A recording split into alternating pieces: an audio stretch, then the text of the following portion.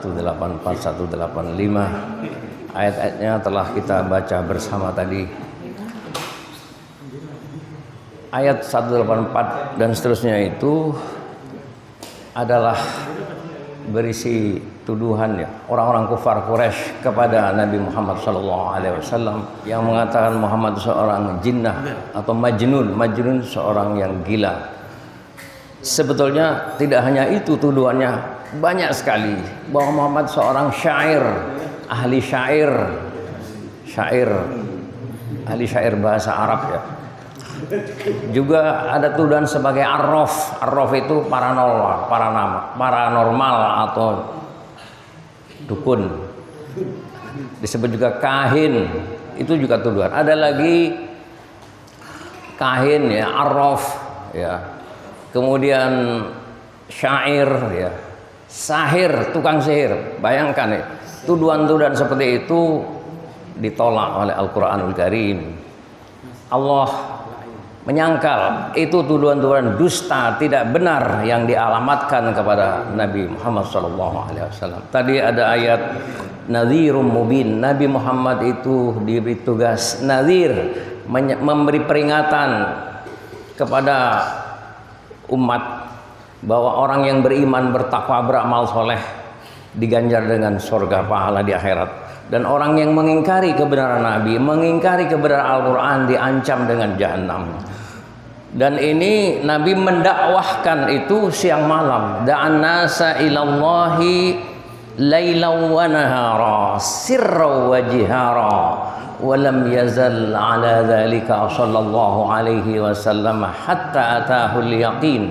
Nabi Muhammad berdakwah siang malam, lailan wa nahar, sirra wa jihara, dalam keadaan terang-terangan maupun secara sembunyi-sembunyi. Selama 13 tahun di Mekah, ruang gerak dakwah sempit sekali. Tidak hanya itu saudara-saudara, pengikut-pengikut Muhammad yang menyatakan diri pernah bersyahadat, berikrar bahwa Nabi Muhammad seorang nabi dan rasul, disiksa, dianiaya. Saya kasih 3 contoh. Bagaimana perilakunya Abu Jahal itu sebagai raja tega.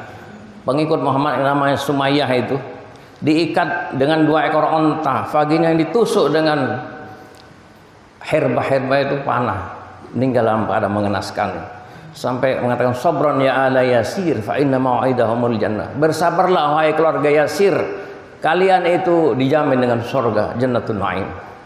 Itu seperti dapat suntikan darah segar ya, untuk detik terakhir sampai meninggal di tangan Abu Jahal. Kemudian 2, Bilal bin Rabah disiksa, dia ditindih batu besar. Lalu berlalu 2 orang namanya itu, kenapa kamu tindih batu besar itu ya? Kalau kamu tidak suka, juallah dia padaku. Akhirnya Bilal ini jual kepada Abu Bakar Siddiq radhiyallahu an. Ada hubungan relasi antara Abu Bakar dengan Bilal itu. Makanya Bilal bin Rabah maula Abi Bakrin ya. Gara-gara dia mengatakan ahad ya. Itu Ubay bin Khalaf dan Sumayyah bin Khalaf juragannya. Akhirnya dibebaskan dari tangan ini dengan bayar mahal. Kemudian yang ketiga, Abu Dzar Al-Ghifari radhiyallahu an. Sehari dia masuk Islam, asyhadu an la ilaha illallah wa asyhadu anna Muhammadar. Dia proklamirkan ucapan itu di Ka'bah di hadapan orang-orang Quraisy. Saksikanlah, aku bersaksi bahwa tidak ada Tuhan selain Allah dan Muhammad Rasulullah. Apa yang terjadi? Dikejar-kejar, Pak. Dikejar-kejar, ini dijotos, ditendang kanan kiri sampai ditindih dengan sejumlah orang. Itu seperti penyet. Lalu muncullah Abbas itu. Oleh Abbas ditelungkupi. Akhirnya orang itu buyar. Lalu itu hari pertama. Hari kedua juga gitu. Hari ketiga gitu. Lalu Abbas berpesan, belum waktunya Islam disebarkan secara terbuka seperti ini. Kau lebih baik pulang ke negerimu. Akhirnya pulang dia ke Abu Al-Ghifari itu, ke Bani Ghifar. Di sana dia tetap berdakwah, Pak. Berdakwah kepada suku Hudzail. 2 desa, Pak, di dakwah. Akhirnya 2 desa ini masuk Islam. Setelah masuk Islam, rombongan orang-orang yang masuk Islam diajak langsung menghadap Nabi Muhammad sallallahu di kota Madinah Al-Munawwarah. Sekarang muncul satu masalah. Bagaimana cara menghabisi dakwah Nabi Muhammad SAW? Gembong-gembong kufar Quraisy diketahui Abu Jahal yang nama aslinya Amr bin Hisham itu. Mereka rapat besar Di mana dilangsungkan? Di Darun Nadwah. Itu balai sidang, Pak. Dihadiri oleh 100 tokoh ya. Termasuk pemuda-pemuda ikut hadir. Termasuk jin waktu itu ikut hadir, menyerupai sahabat Suraqah bin Malik bin Ju'shum. Jin menyerupai transformasi bentuk menjadi manusia sempurna. Lalu usul, apa usulnya? Inilah yang Allah abadikan dalam surah Al-Anfal ayat 30. Di dalam tafsir Al-Kasyaf an haqa'iqi ghawamid tanzil wa uyunil aqawil fi wujuhit ta'wil yang ditulis oleh Syekh Jarullah Zamakhsyari, disebutkan wa idh yamkuru bikal ladzina kafaru liyuthbituka aw yaqtuluka aw yukhrijuka wa yamkuruna wa yamkurullah wallahu khairul makirin. Ingatlah hai Muhammad, ketika orang-orang kufar Quraisy itu berusaha, itu yuthbituka makna ayyuh bisuka wa yasjunuka, mereka itu berusaha menangkapmu dan memenjarakanmu atau membunuhmu atau mengusirmu dari Mekah ya. Itu rencana jahat mereka. Wa yamkuruna wa yamkurullah, dan Allah punya rencana juga, sebaik-baik rencana Allah yang berlaku adalah rencana Allah, Allah khairul makirin, sebaik rencana Allah yang terlaksana. Akhirnya betul itu, Pak. Rumah Nabi dikepung malam-malam itu 100 pemuda lebih dengan senjata lengkap. Mereka tidak mungkin lolos Muhammad di malam ini. Akhirnya Muhammad tidur di satu kamar. Lalu kamar Nabi itu, Nabi pindah kamar. Ini membanguni Ali, karena Ali dan Nabi itu sama-sama tinggal di rumah Abu Thalib sejak usia 8 tahun. Karena usia 6 tahun Abdul Muthalib wafat, lalu ikut paman yang namanya Abu Thalib sampai masa kenabian, cukup lama ikut. Kemudian itu Ali disuruh pakai selimut Nabi. Nabi keluar waktu itu, keluar dengan membawa segenggam pasir. Itu ditaburi pasir orang-orang yang tidur dengan dibacakan surat Yasin ayat 9. Wa ja'alna min baini aydihim saddan wa min khalfihim saddan fa asyainahum fa hum la yubsirun. Kami jadikan mereka itu saddan, itu batas tameng, sehingga mereka tidak bisa melihat apa yang ada di depan. Apa yang terjadi? Mereka tertidur ngorok itu berjam-jam lamanya. Lolos Nabi Muhammad. Lalu mereka punya rencana jahat lagi. Sekarang bagaimana untuk bisa menangkap Nabi ini? Disembarakan lagi, barang siapa yang bisa menangkap Nabi dalam keadaan hidup atau mati, disediakan 100 ekor onta, Pak. Siapa yang tidak tergiur dengan rayuan istimewa itu, 100 ekor onta, Pak, langsung menjadi OKB itu. Lalu tampil seorang ahli penunggang kuda namanya Suraqah bin Malik bin Ju'shum.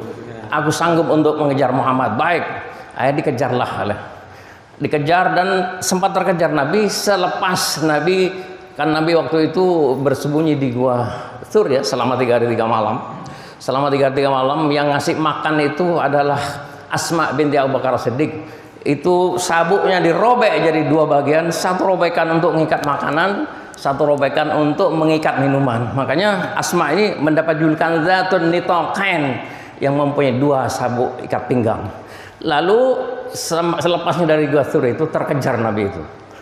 Lalu terkejar, tahu-tahu penunggang kuda namanya Suraqah bin Malik bin Ju'shum ini kudanya terperosok dalam lautan pasir.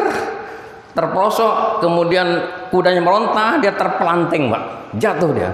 Kemudian setelah itu Allah membentengi Nabi dengan ada awan putih di depan Suraqah ini, seperti dibentengi dengan tenaga dalam.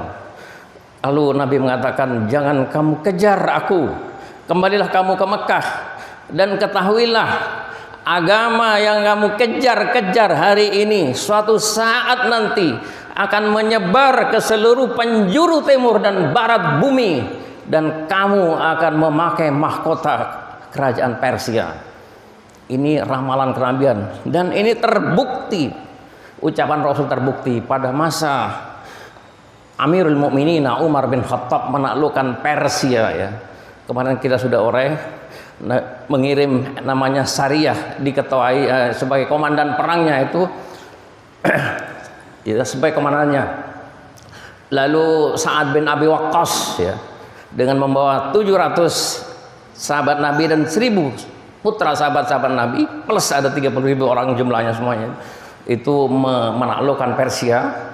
dengan membawa pasukan kavaleri dan infanteri, pasukan kavaleri, pasukan penunggang kuda, kavaleri, infanteri pada pejalan kaki ya.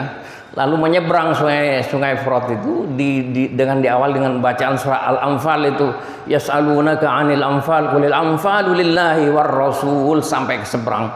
Kemudian pasukan Persia melawan pasukan Islam itu dengan pasukan gajah versus kuda, ndak seimbang. Akhirnya satu orang yang cekatan itu disepet belalainya, kuda itu luka lari, akhirnya dikejar sampai ke istana Persia. Lalu istananya itu berhasil dikuasai dan mahkotanya dibawa ke Madinah Al-Munawwarah. Lalu pada masa Umar bin Khattab dipanggillah namanya Suraqah bin Malik bin Ju'thum itu. Yang berhak memakai mahkota adalah Malik bin Ju'thum, bukan aku sebagai Amirul Mukminin, bukan pula sebagai Sa'ad bin Abi Waqqas sebagai komandan perangnya. Dan membuktikan ucapan Nabi bahwa benar-benar terjadi itu. Akhirnya Suraqah bin Malik bin Ju'thum dipakaikan mahkota kerandasnya, diarak keliling kota Madinah Al-Munawwarah.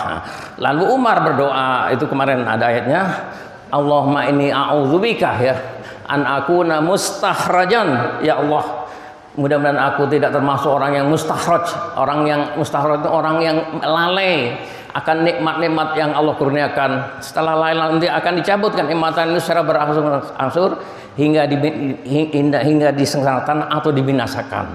Makanya Umar itu ingin takut sebagai orang yang tidak mensyukuri nikmat. Makanya dalam Al-Quran dijelaskan, la in syakartum la azidannakum wa la in kafartum inna azabi lasyadid.